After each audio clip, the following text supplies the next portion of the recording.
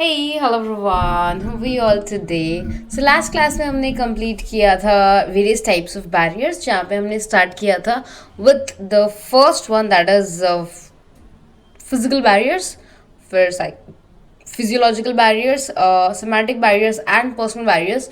Today we'll be talking about next one. तो emotional और socio psychological भी हमने कर लिया था. आज हम करेंगे cultural barriers and organisational barriers. नाम से आपको पता चल ही गया होगा. कल्चरल बैरियर्स का मतलब क्या होता है कि जब आप और सामने वाला पर्सन डिफरेंट कल्चर्स को बिलोंग करते हो तो कल्चर में वर्बल और नॉन वर्बल दोनों एलिमेंट्स होते हैं. अगर आप दोनों एलिमेंट्स को कंबाइन करो तो वो कम्युनिकेशन पूरा होता है. If I talk about Indian culture, ठीक है, तो इंडियन कल्चर में हम ज़्यादातर हैंडशेक भी प्रेफर नहीं करते, गले लगाना तो बिल्कुल प्रेफर नहीं करते, हम दूर से नमस्ते करना प्रेफर करते हैं. Whereas if you go to the western countries like England USA यूएसए और कनाडा, वहाँ पर लोग एक दूसरे को हग करके हेलो करते हैं. If you go to the China part और द जापान और द कोरिया, वहाँ पर दो पर्सन्स एक दूसरे को जब हेलो बोलते हैं, दो स्ट्रेंजर्स, तो बो करते हैं, मतलब झुकाते हैं अपना सर सामने वाले की तरफ, so that they are just representing hello. Now just try to understand hello, namaste, hi बोलने का तरीका तीनों लैंग्वेजेस में डिफरेंट है in verbal and non verbal as well. तो कल्चर का महत्व बहुत ज़्यादा होता है. और जब हम किसी कल्चर या किसी अलग कल्चर के पर्सन से बात करते हैं तो we have to be respectful of their culture while communicating with them. तो इसमें क्या होता है, आपको अगर आपको इसके बैरियर्स ख़त्म करने हैं, मतलब जब भी आप किसी दूसरे कल्चर वाले पर्सन से बात करना चाहते हो और आप ये नहीं चाहते कि सामने वाला मिसअंडरस्टैंड कर जाए आपको या गलत समझ जाए, तो सबसे पहले उस कल्चर के बारे में सीखो, उस कल्चर के कम्युनिकेशन के बारे में सीखो, एटिकेट्स के बारे में सीखो कि क्या चीज़ सही है, क्या चीज़ गलत है, उनके कल्चर में क्या अलाउड है, क्या अलाउड नहीं है, ये सब. और फिर अगर आप कम्युनिकेशन करोगे ना तो कम्युनिकेशन के बैरियर होने के चांसेस बहुत कम हो जाएंगे. तो कल्चरल बैरियर्स क्या होते हैं? Influence of verbal and non verbal communication.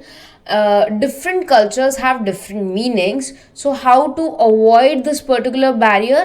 By using various modes and understanding various cultures before actually doing the communication. तो इसे हम कल्चरल या सांस्कृतिक बाधाएं भी कहते हैं. अब हम संगठनात्मक बाधाओं पे जाते हैं, दैट इज ऑर्गेनाइजेशनल बैरियर्स.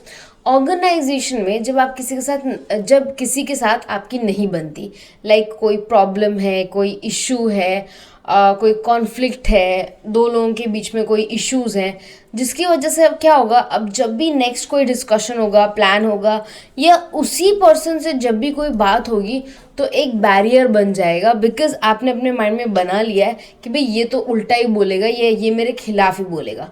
उसे हम ऑर्गेनाइजेशनल बैरियर्स कहते हैं. ये ग्रुप्स के बीच में हो सकता है, कंपनीज में हो सकता है, अलग लेवल्स ऑफ एम्प्लॉयज़ में हो सकता है.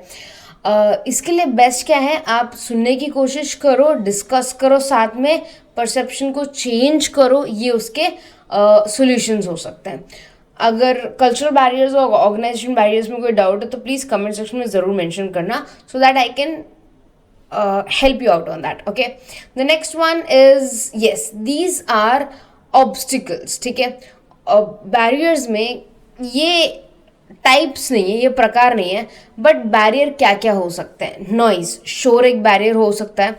तो ये मैं बोल सकती हूँ बैरियर के एलिमेंट्स, कि बैरियर किस वजह से होता है. ELEMENTS. ओके, तो सबसे पहला रीज़न होता है नॉइस. शोर की वजह से आप सामने वाले की बात नहीं सुन पा रहे हो या सामने वाला आपकी बात नहीं सुन पा रहा, ये हो गया.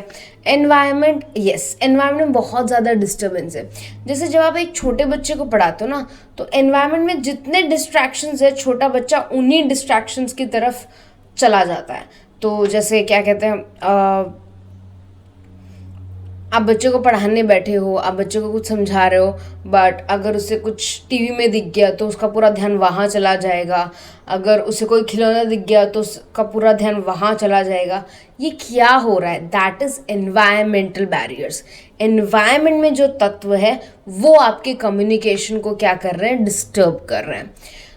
हिंदी में भी है डिफेक्ट्स इन मीडियम। यस, आपने गलत मीडियम यूज़ किया है, गलत चैनल यूज़ किया है। One second, what, so sorry again.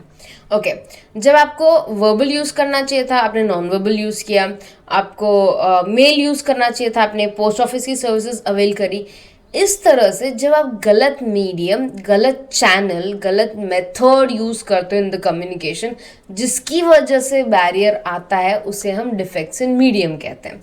जैसे कुछ अर्जेंट मैसेज है तो मेल करने की बजाय पोस्ट करने की बजाय ईमेल करना ज़्यादा बेटर नहीं रहेगा, क्योंकि सामने वाले को इमीडिएटली वो मैसेज मिल जाएगा। वेयर एज अगर कोई फॉर्मल चीज़ है जिसका ड्यू डेट बहुत टाइम बाद है और वो फॉर्मल रिटर्न में देनी कंपलसरी है, तो आप पोस्ट ऑफिस से भेजो तो बेटर रहता है। So this one. उसके अलावा semantic barriers, yes semantic barriers हम पढ़ चुके हैं। इसमें जो कुछ ऐसे वर्ड्स होते हैं जिनका प्रोनाउंसिएशन सेम रहता है मगर उसका मतलब बदल जाता है। जैसे principal head of the department भी होता है in the schools, universities, colleges. Whereas principal, scientific principles जो होते हैं या जो साइंस के सिद्धांत होते हैं उसे हम प्रिंसिपल कहते हैं। तो यहाँ पे प्रोनाउंसिएशन सेम है बट स्पेलिंग और मीनिंग दोनों अलग है। एक और एग्जाम्पल लेती हूँ, सन सूरज या सन जो आपका बेटा होता है उसे हम कहते हैं। तो अगर मैं ये वर्ड यूज़ करूँ, ठीक है, तो ये वर्ड की वजह से कंफ्यूजन हो सकता है बट सेंटेंस के हिसाब से आप पता कर सकते हो कौन से सन की बात कर रहा है। बैडली एक्सप्रेस मैसेज, यस आपने एकदम क्लियरिटी नहीं रखी, एकदम मतलब कंफ्यूजन से बता दिया, कुछ चीज़ें छोड़ दिया आपने, तो उसकी वजह से सामने वाले को कंफ्यूजन हो सकता है। रॉन्ग इंटरप्रिटेशन, यस आपने तो सही बोला बट सामने वाले ने गलत रिप्रेजेंट कर लिया उसे या गलत समझ लिया उसे, तो that is wrong interpretation. The person who is the receiver understand the message incorrectly, उसे क्या लगता है, उसे मैसेज गलत तरीके से समझ में आता है, तो उसे हम रॉन्ग इंटरप्रिटेशन कहते हैं।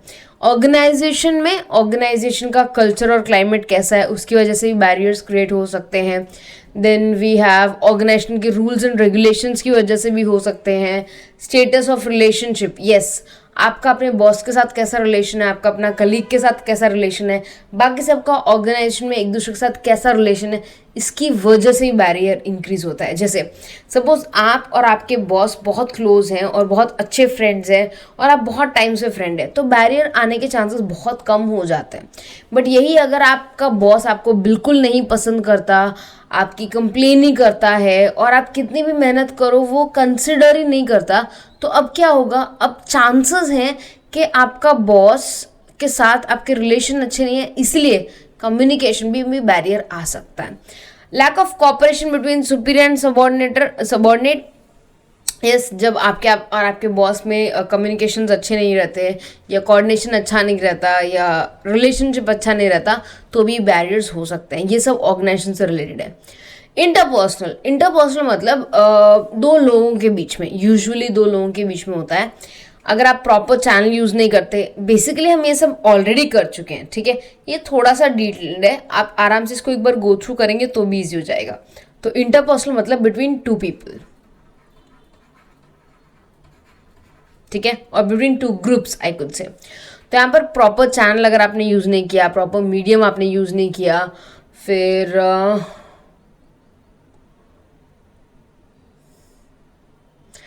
ओके संवाद करने में अगर आपको इंटरेस्ट नहीं है बात करने में, ठीक है, कोऑर्डिनेशन नहीं है, ट्रस्ट नहीं है सामने वाले पे, ये सब भी रीजंस हो सकते हैं फॉर योर इंटरपर्सनल बैरियर्स। तो इंटरपर्सनल बैरियर्स के और क्या रीजंस हो सकते हैं, that you don't trust that person, there is no coordination, you are not interested in that part of the communication etcetera.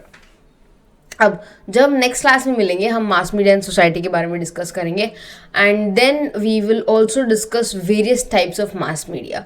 तो नेक्स्ट क्लास में हम लोग करेंगे मास मीडिया क्या होता है, characteristics and types of mass media. Fine, bye everyone, take good care of yourself, study hard. कोई doubt हो तो प्लीज़ पूछिएगा।